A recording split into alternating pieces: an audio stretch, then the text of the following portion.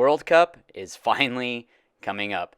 So I haven't been able to play a tournament since last World Cup, just because when we had Thomas, my son, he was only about 5 weeks old when Vegas was around. And my wife needed help, so I stayed back so that way I'd be able to help her out.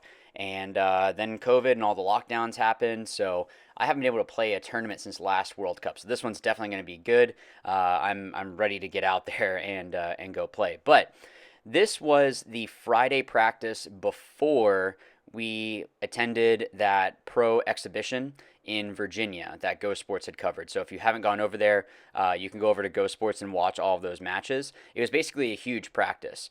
So there's a lot of stuff that I'm going to show you that I did completely wrong. This was literally the first day on the layout. I don't have as many points as usual because I was treating the other games basically like an actual tournament. So I don't like having a camera on my barrel when I'm actually in an event, because that extra little bit, if that gets shot, that's not going to be good. I don't want there to be anything extra that's going to be able to get shot. So that's why I don't have footage for that. But you can, of course, go over and watch all of those games if you go over to gosports.com. The other thing before we jump into the critique is the raffle and those jerseys and shirts are still available. So go over to ruthlesspaintballproducts.com. The How to Play Paintball ML Kings collaboration jersey and shirt are still for sale. All the proceeds from those are going to Feeding America, so that way we can go help those in need that have been affected by COVID, as well as if you can't afford maybe the jersey or the shirt, there's a raffle ticket for entry into being able to win one of my own jerseys that I'm going to be giving out. Patty Gleason is also offering up one of his jerseys, and Marcelo Margot and Tyler Harmon from Play the Game podcast and San Diego Dynasty are also including some stuff with that as well. So the winner is going to be chosen on Sunday at World Cup. So you have time to still enter, but you need to get those entries in very soon. It's only $5 a ticket or 4 for $15. So thank you for those that have already bought tickets, and let's jump into this first point. So that run that I just did is not going to be completely viable every single time. This worked when we had actually gone and done it this first couple times, and they were actually able to key up on it. So that run all the way to that Dorito 3 is going to be a little bit more difficult. Depends on what it is that is going on the field. Definitely on this Dorito side, you need to be aggressive. That's something that I've seen is getting up to be aggressive. This actually, I misheard one of my teammates, and I got just the information mixed up, and that's why I went. I thought he was closer, yeah, so things happen. So just make sure that your communication is on point, because you can really lose Dorito players. The snake player as well can get crafty, and that's going to make it more difficult to be able to pick up on where exactly everyone is. If you stay low on this Dorito side as well, you can really get lost. I found that even crawling up from that Dorito corner, you can crawl up and get into, further up into that Dorito side.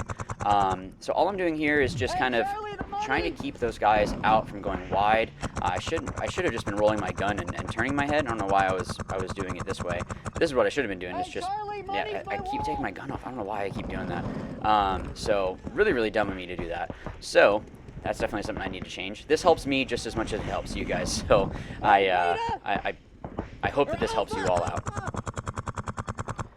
So all I'm doing is just trying to talk and see, what it is that the team is doing. I have no idea. Someone pointed out that the ball must have bounced. We were scrimmaging, I think, against Aftermath on this one. And it must have bounced, and they were shooting like that pink fill, and it fell onto my barrel. So I think technically I was out. I didn't even realize that had happened until someone pointed it out.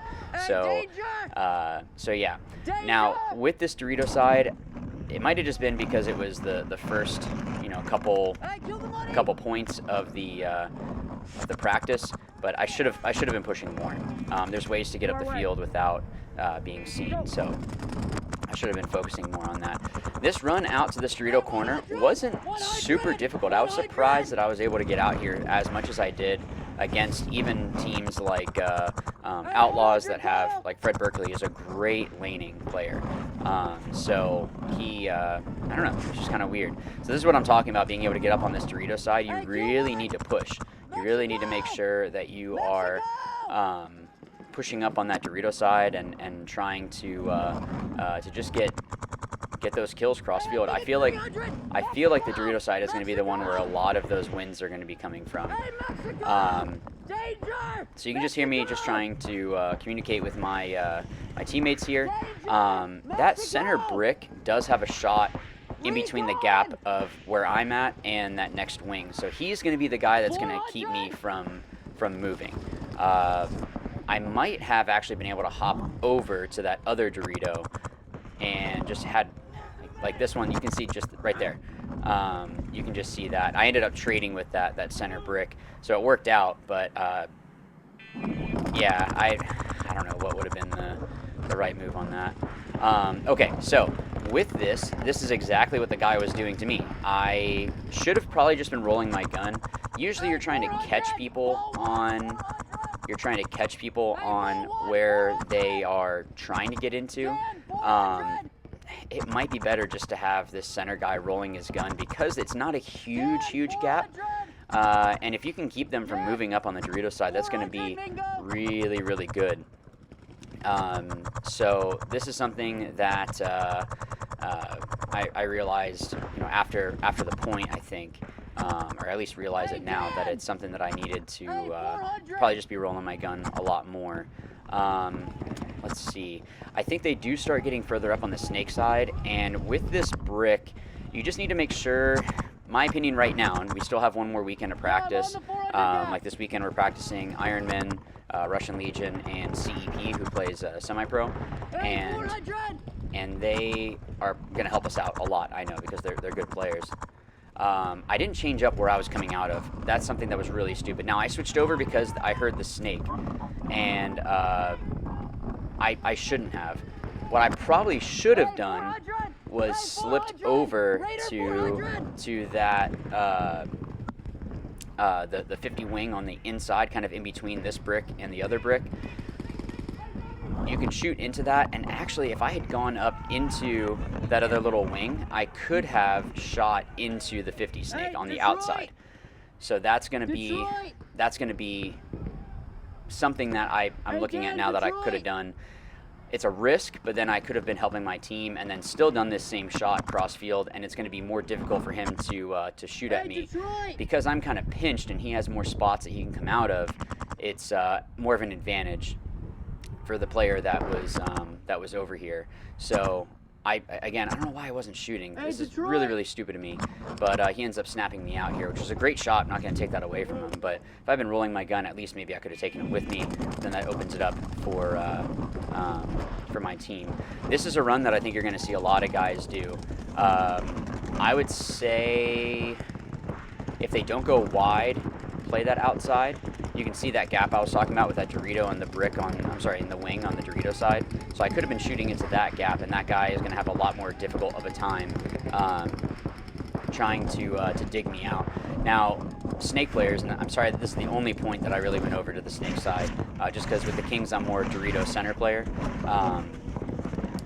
Moving around back and forth is going to be ideal. That's going to be the thing that you want to do. If you can find a way to get into this position and wrap on the outside, that's going to be more ideal. I end up getting bunkered here because I was trying to shoot inside and then the guy had come around. If I was wrapping the outside, I would have been able to go ahead and shoot him and at least trade, and that would have been something to yeah, would have been something that would have been more ideal. Hey, I can shoot the fire, Kyle. So I'm just trying to talk to my team here. This is something that with the Kings we're really trying to work on, is getting our communication even better. So just trying to say like, hey Kyle, trying to use names just because that's going to make it more effective. It was a little bit colder, so that doesn't help with like conditions and all of that. But ultimately, once you started playing, it was actually really nice.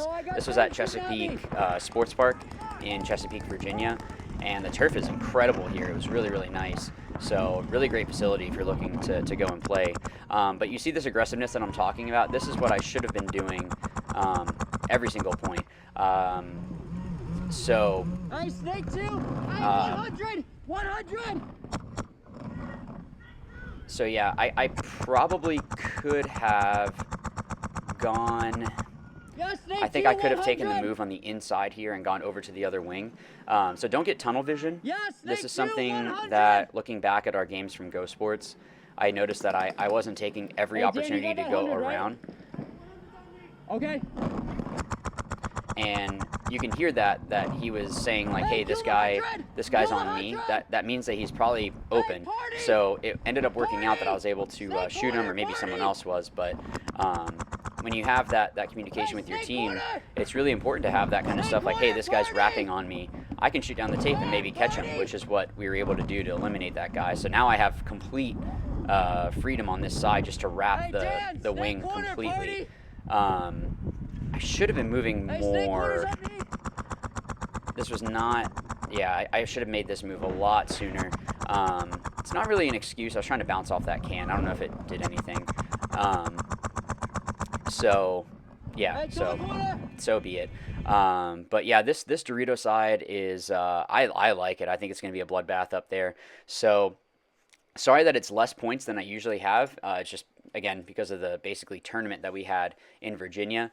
But again, thank you everyone so much that has already bought a shirt or a jersey or raffle tickets. It's going to be really awesome to see how much money we can raise to help Feeding America, and just being able to get those in need of food, some nutritious meals to help get back on their feet. I know some people have lost jobs, and it's just not a great situation. So please, if you can, at least even just buy one ticket. Maybe you win a jersey, but all the money is going to a great cause. I'm not making any money off this whatsoever. So again, head over to ruthlesspaintballproducts.com, and thank you, and I will see you guys in the next video. But as always, remember, watch, learn, win. Thanks.